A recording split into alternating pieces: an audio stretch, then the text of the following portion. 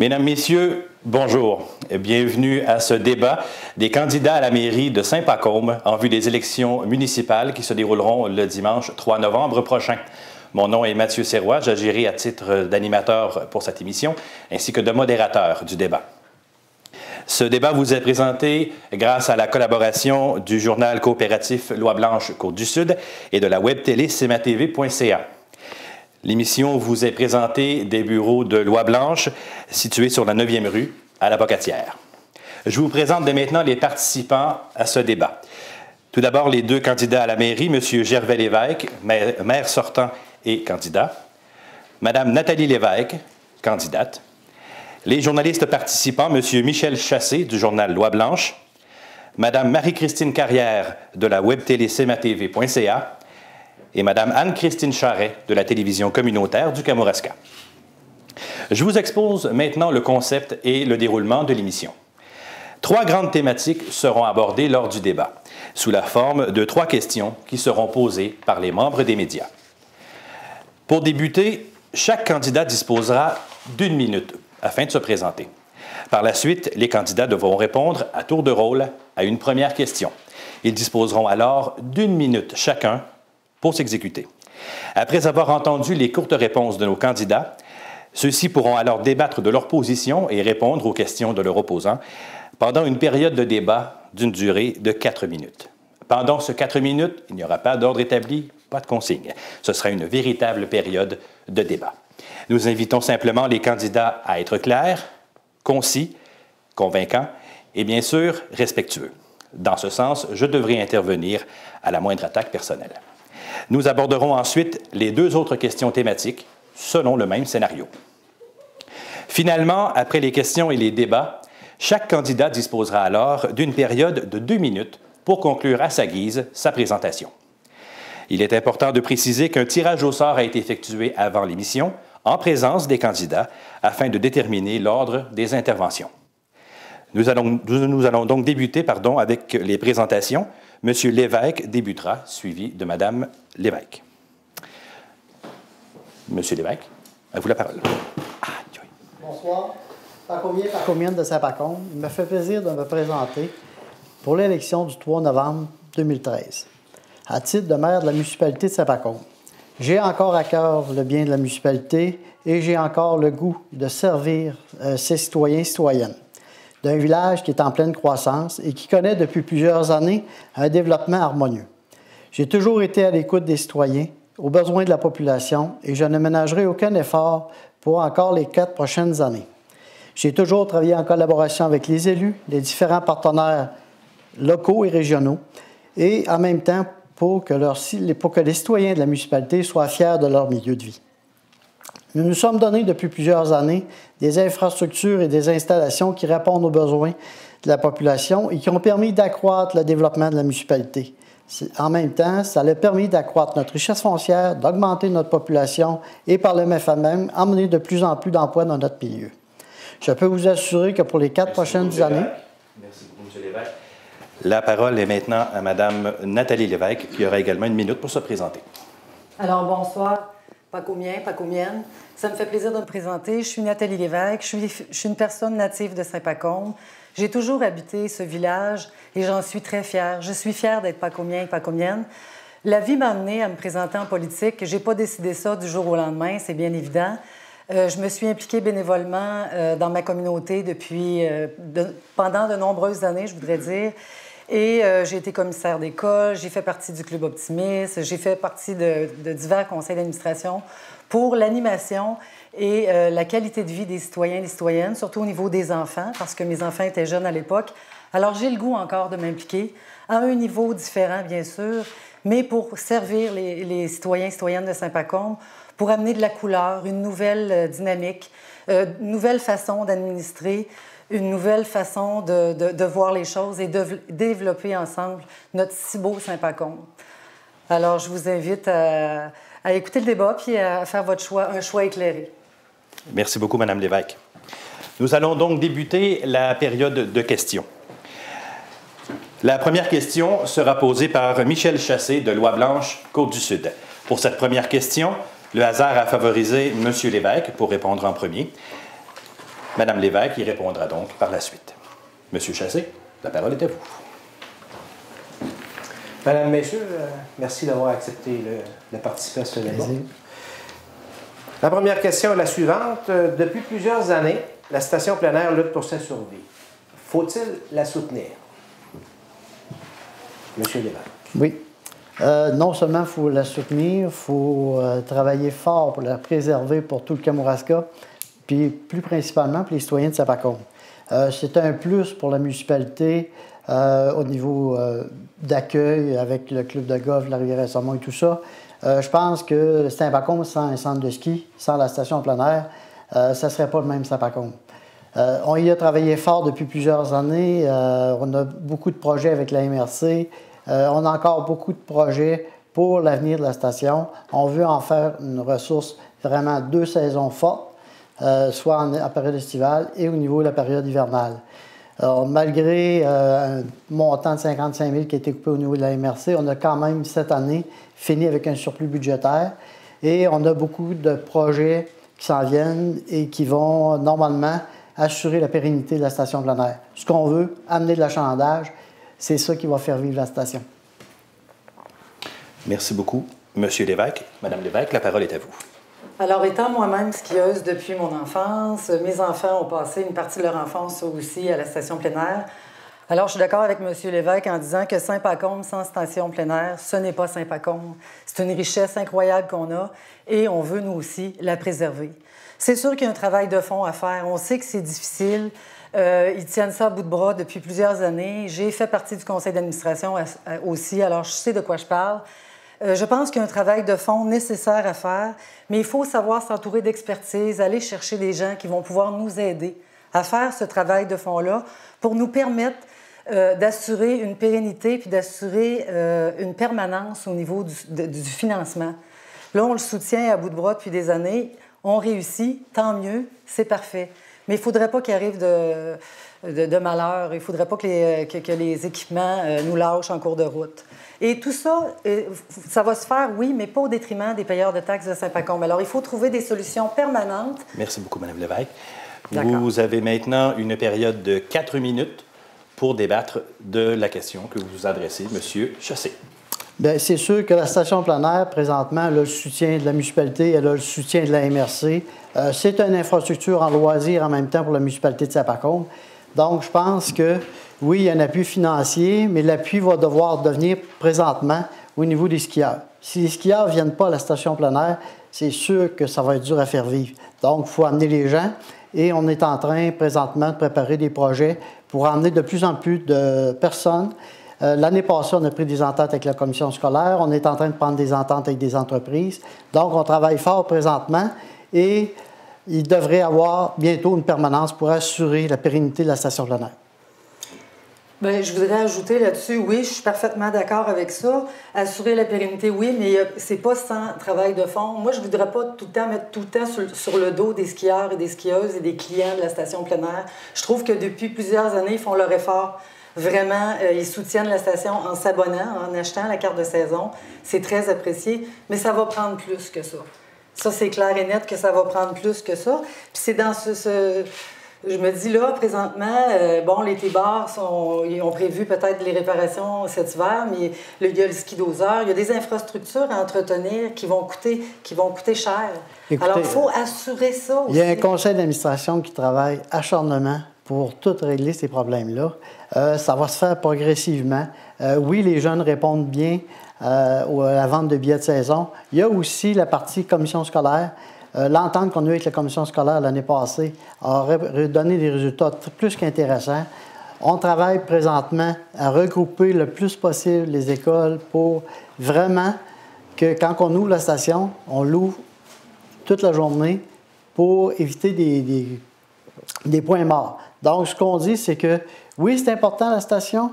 Oui, on y travaille, puis il y a beaucoup de bénévoles et ça s'est fait en collaboration avec le CED, la SADC, la MRC de Kamouraska et différents partenaires privés. On y travaille toujours, ça va être un acharnement. Je ne connais pas beaucoup de centres de ski qui sont rentables, donc automatiquement, puis on s'engage à aller chercher le financement pour assurer la pérennité de la station. Bien, est-ce que vous avez pensé aussi à faire des consultations, à aller consulter des gens qui pourraient vous aider encore plus que ça?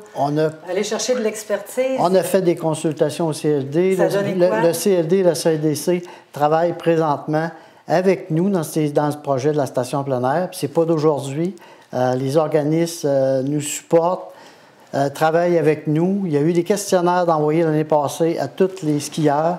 Il y a eu des questionnaires qui ont été envoyés à toutes les écoles qui sont venues. Ça a répondu à 100 %. Pour aller chercher de l'argent supplémentaire pour assurer justement de pallier un secours si jamais il arrive un coup dur, qu'on soit capable de rendre le service aux clients. Nous sommes présentement en démarche d'aide financière. Okay.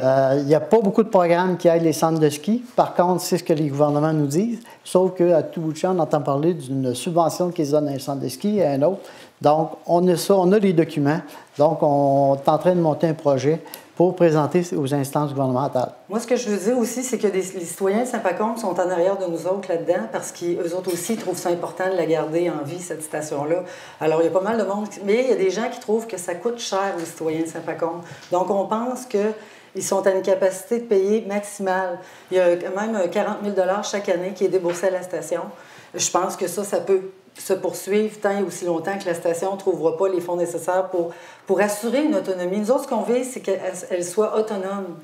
C'est un grand rêve, mais on peut y arriver, mais justement en allant chercher des compétences, de l'expertise autour. Là, on dit qu'on travaille, puis qu'il y a des demandes de subventions, que la SADC, le CLD, oui, c'est des partenaires super importants, mais je pense que... Mais c'est avec ces partenaires-là qu'on travaille, puis on est toujours sujet à température. Merci beaucoup. Merci beaucoup. C'est maintenant le temps de passer à la deuxième question qui vous sera posée, M. Lévesque, Mme Lévesque, par Mme Marie-Christine Carrière de la web télé cmatv.ca. Pour cette question, le premier droit de réponse ira à Mme Nathalie Lévesque et M. Gervais Lévesque répondra en deuxième. Mme Carrière, la parole est à vous. Tout d'abord, je vous remercie aussi à mon tour de participer au débat. Donc, ma question est, selon vous, est-ce que les citoyens de Saint-Pacôme sont trop endettés? Ma réponse est oui. Effectivement, c'est sûr que oui, sans équivoque. On a des tableaux crédibles, il y a le ministère des Affaires municipales qui sort des chiffres chaque année, c'est sûr, c'est la crédibilité totale au niveau des municipalités. Il y a une étude du HEC qui a eu lieu au début septembre via l'Université de Montréal et qui a sorti des scores pour toutes les municipalités du Québec, incluant Saint-Pacôme, bien évidemment. Et notre score général à Saint-Pacôme, nous sommes 635e sur 686 municipalités.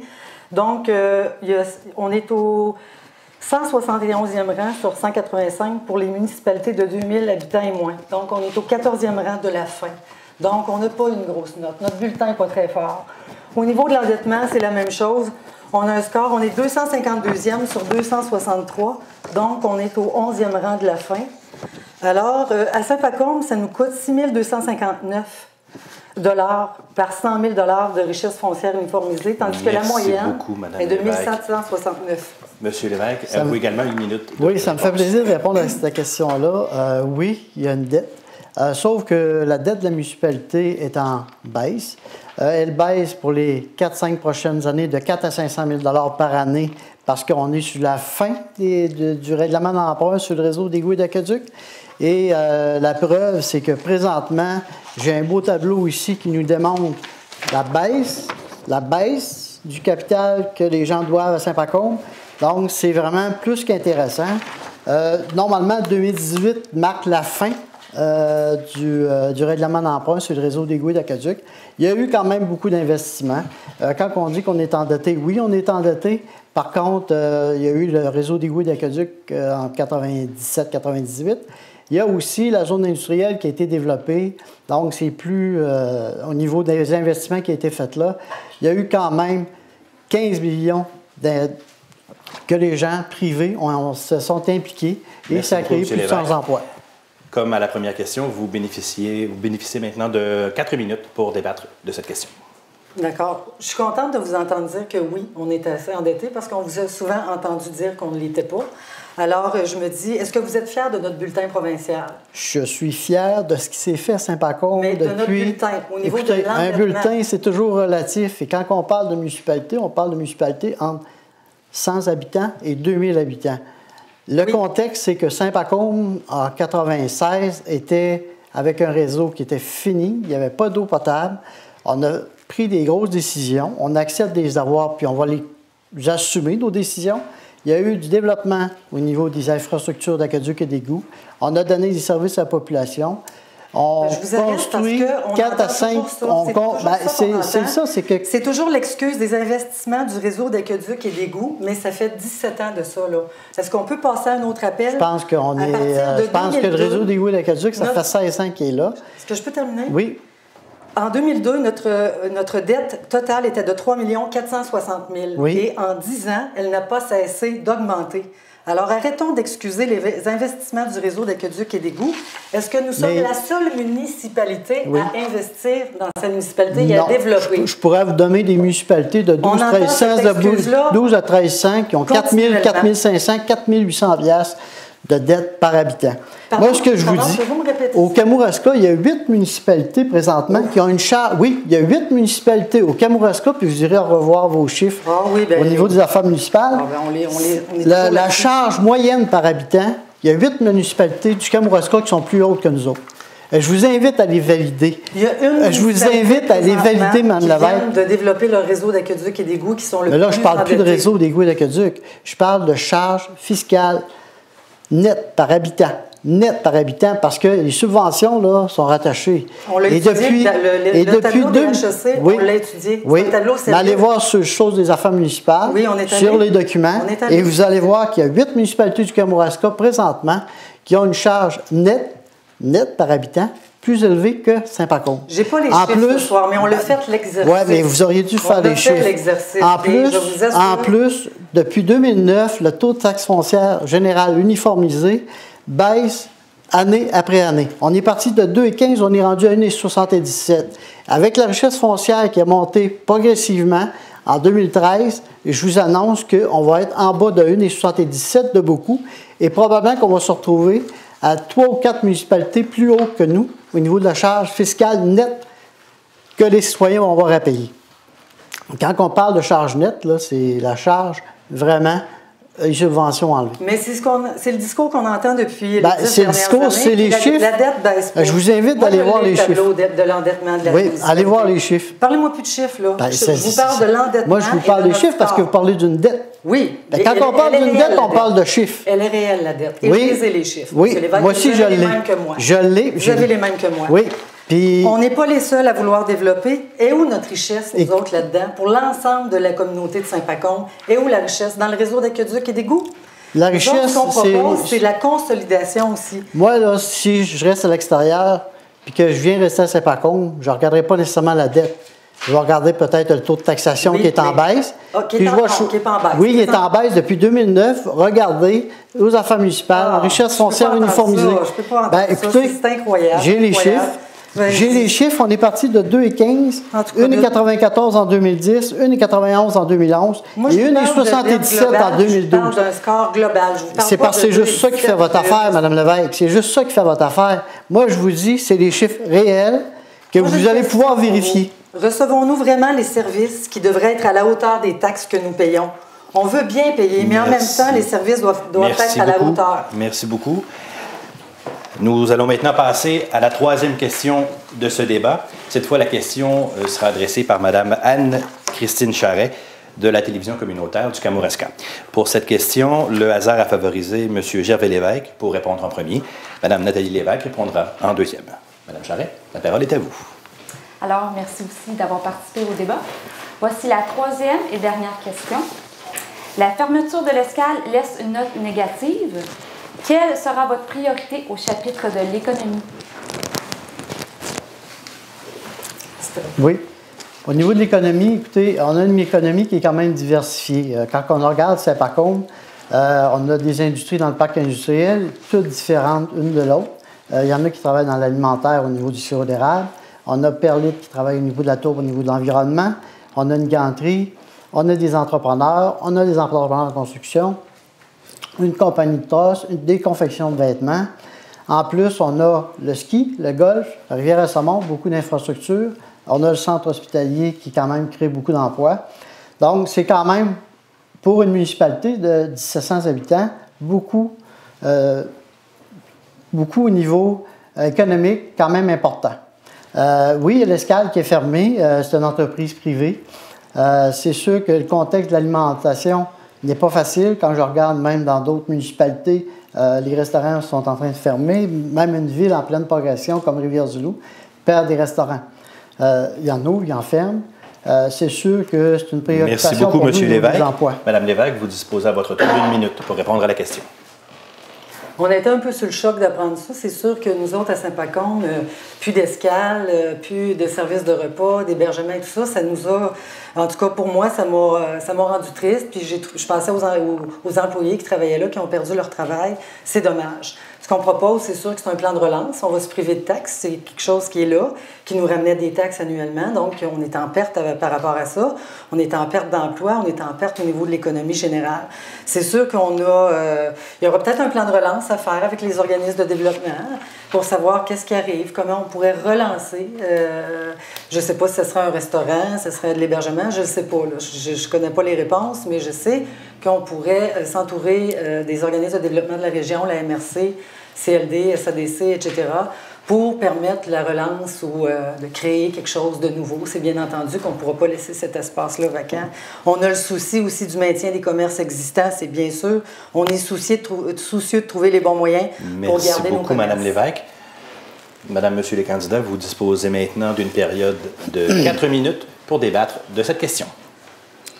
C'est sûr que nous autres, notre équipe, ce qu'on propose, c'est de faire un état de la situation quand on va arriver au pouvoir, c'est bien entendu. La planification, on veut travailler avec des plans de développement, des plans d'aménagement, des plans d'immobilisation. On veut consolider ce qu'on a, finir ce qui est commencé. Vous avez commencé beaucoup de choses. Il n'y a pas grand-chose de terminé à Saint-Pacôme. Nous autres, ça va être notre priorité, mais toujours dans le souci de la capacité financière. J'aimerais ça, Mme Lévesque. De la capacité financière de payer des citoyens et des citoyennes qui sont arrivés à un niveau très, très élevé. On n'est plus capable d'en prendre. J'aimerais, Mme Lévesque, que vous me confirmiez c'est quoi les travaux qui ne sont pas terminés. Vous voulez que je vous confirme ça? Oui. Ce qui n'est pas terminé? Oui. Il y a des citoyens et des citoyennes qui habitent des rues à Saint-Pacôme depuis plus de 25 ans, puis je pourrais en ajouter, qui manquent de lumière de rue, qui n'ont pas d'asphalte. Il y a toutes sortes de choses. Moi, j'habite une rue, là, ça a pris 10 ans avant de la finir. Alors, c'est toujours de l'économie de bout de chandelle. Ça manque de planification. Donc, c'est vrai qu'il y a des choses qui ne sont pas terminées à Saint-Pacôme. Tantôt, Mme Lévesque, vous m'avez confirmé tantôt qu'on payait trop cher de taxes. Oui. Donc, on y va au fur et à mesure. C'est sûr qu'on n'ira pas paver des rues où il n'y a pas de résidence. Non, mais je ne vous parle pas de pas de résidence. Écoutez-moi, il y a des résidences, il y a des priorités, il y a des dettes qu'on doit payer. Donc, il faut y aller progressivement. Ce qu'on s'engage, nous, c'est en même temps, d'ici 2020, au niveau de la taxe... On est en 2013, 2020. Oui, mais vous allez voir que ça va très rapidement. C'est que la dette va baisser et on va essayer de maintenir un service de dette inférieur à 100 % du budget annuel.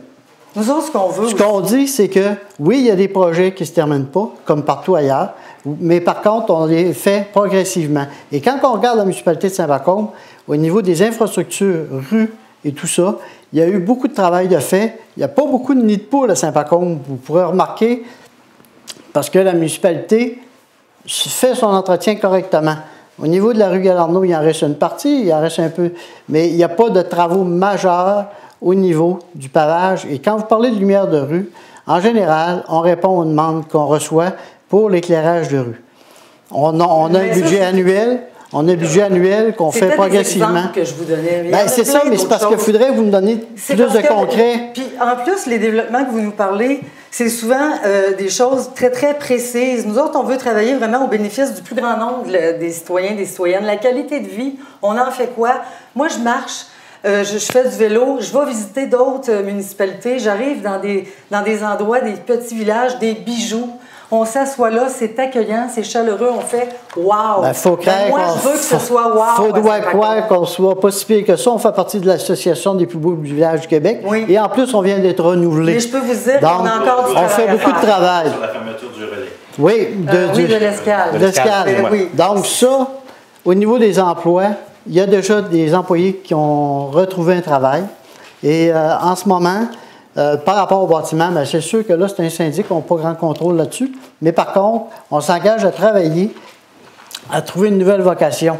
Et quand on dit, souvent on fait affaire avec des partenaires régionaux, oui, les CLD est là, la SAD est là pour comme appui, mais le travail va se faire à partir du milieu surtout.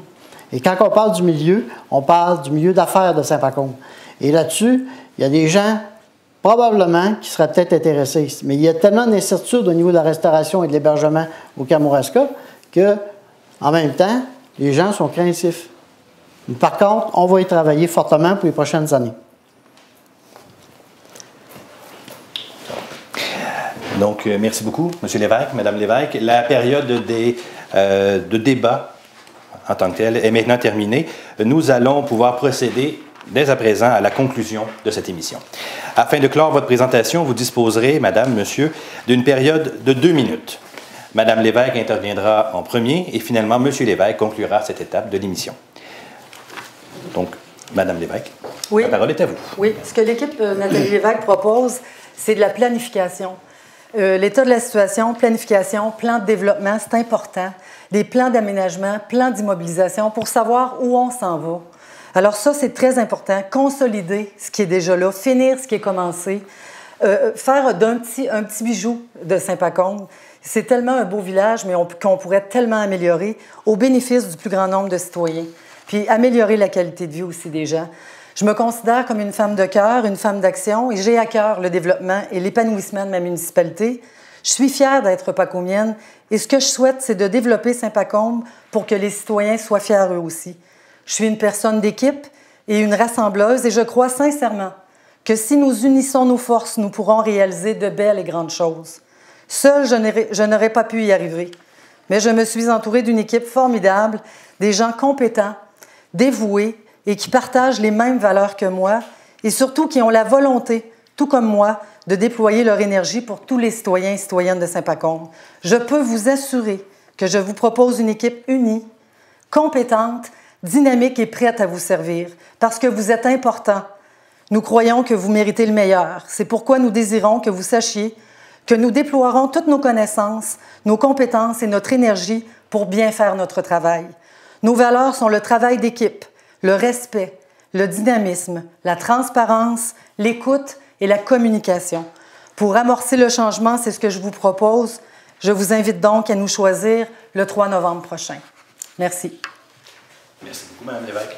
Monsieur Lévesque, vous disposez à votre tour d'une période de 2 minutes. Peux-tu avoir de l'eau? Ah oui.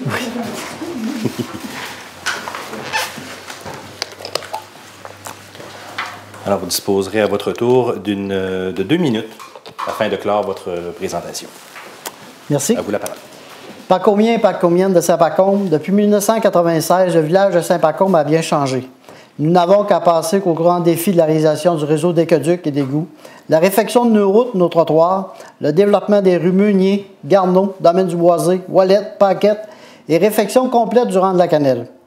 Il ne faut surtout pas oublier le prolongement des services d'aqueducs et d'égouts de la zone industrielle et par la même occasion la rue Plourde. Ce prolongement aura permis l'arrivée de 5 entreprises qui ont investi de plus que 15 millions, qui ont enrichi la municipalité de 5 millions en richesse foncière, en même temps créé plus d'une centaine d'emplois directs. D'autres projets majeurs ont été réalisés, tels que la réfection du pont de la Pruchière, la construction du lys d'argent, le sauvetage de la station plein air, la bibliothèque Mathilde Massé, chalet de loisirs et construction du garage municipal.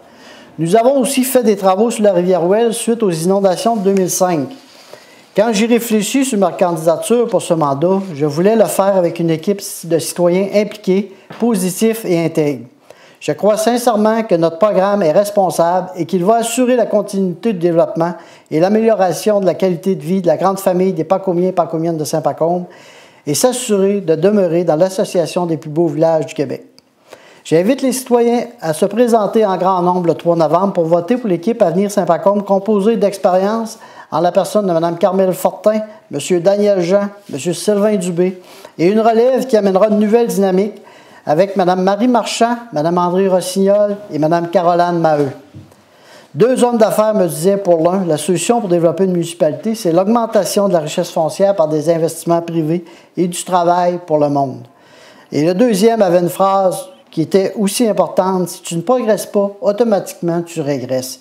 Donc, pour le développement de la municipalité. Pour assurer son développement, votez pour Équipe Avenir Saint-Pacôme le 3 novembre et je vous invite à voter en grand nombre. Merci. Merci beaucoup, M. Lévesque. Voilà ce qui met fin à ce débat. Merci aux candidats, M. Gervais Lévesque et Mme Nathalie Lévesque, de s'être prêtés à l'exercice. Merci aux journalistes Anne-Christine Charret de la télévision communautaire du Kamouraska, Marie-Christine Carrière de la web-télé cmatv.ca et Michel Chassé du journal Loi-Blanche-Côte-du-Sud. Merci aux 3 médias impliqués. Merci également à l'École de musique des Trois-Maisons pour le prêt des lutrins. Merci au Café Azimut pour la collation. Une section spéciale du journal Loi-Blanche, édition du 30 octobre, portera sur le débat auquel vous venez d'assister, ainsi que les réactions des candidats. C'est donc à lire. Les élections municipales auront lieu, je vous rappelle, le dimanche 3 novembre prochain. CMA-TV présentera d'ailleurs une émission spéciale dès 20h pour dévoiler les résultats des élections municipales dans la plupart des municipalités de la Côte-du-Sud. Mon nom est Mathieu Sirois. Je vous remercie d'avoir été là et surtout, n'oubliez pas d'aller voter le dimanche 3 novembre prochain. Au revoir.